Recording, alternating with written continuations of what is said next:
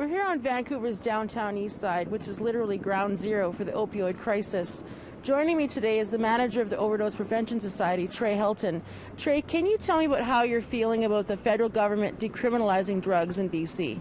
It's really exciting. It's a step in the right direction, and Vancouver has always been at the forefront of pushing the envelope and treating drug users with respect and compassion. So I think it's really great that we have the label of the first spot in North America to decriminalize.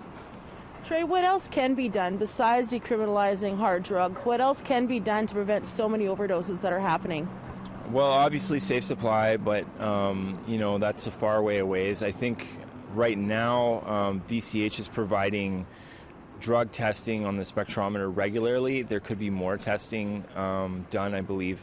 Something else like even the VPD is on board with is detox on demand, which is a big thing for when someone says, I'm feeling done. I'd like to talk about some sort of treatment or detox options. The wait list, especially when you have benzos in your system, you have to go to a medical detox.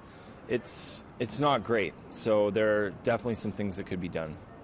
And has it gotten better or is it getting worse? What's happening down here on the front lines? Well, it's warming up a little bit. We've had an exceptionally rainy June, obviously, so far, but generally our numbers drop in the summertime. People stop coming in because they want to, use outside. It's nice and warm. So during the summer months, we always respond to a lot more overdoses that are sidewalk or in the alleyway. So, can you give us an idea of how many overdoses you're responding to on a daily basis?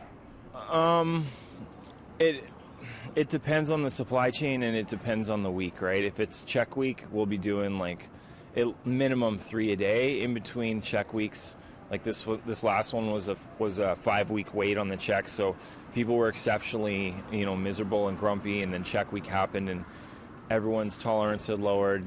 There was some pretty awful overdoses. I found a guy that was pretty much dead right across the street from Insight, and thankfully he's alive. He just gotten released from an institution, so his tolerance was lower, and that's one of the key things for people to know is when your tolerance is lower or you haven't been using for a while, please come in and use places like OPS or Insight. I mean, that's what we're there for. So, Trey, what do you want to say to the people that say this will not work, that basically this is giving them a go-ahead to go ahead and consume drugs in the public legally now? Well, I mean, using drugs shouldn't be a death sentence, and people shouldn't, be sentenced to death over being stigmatized for using drugs. It's the same as going to a bar. That's essentially what OPS is. It's like Cheers, but it's for drug users. Trey Helton, thank you so much for all your work down here, and thank you for joining us today. Yeah, no problem. Back to you in studio.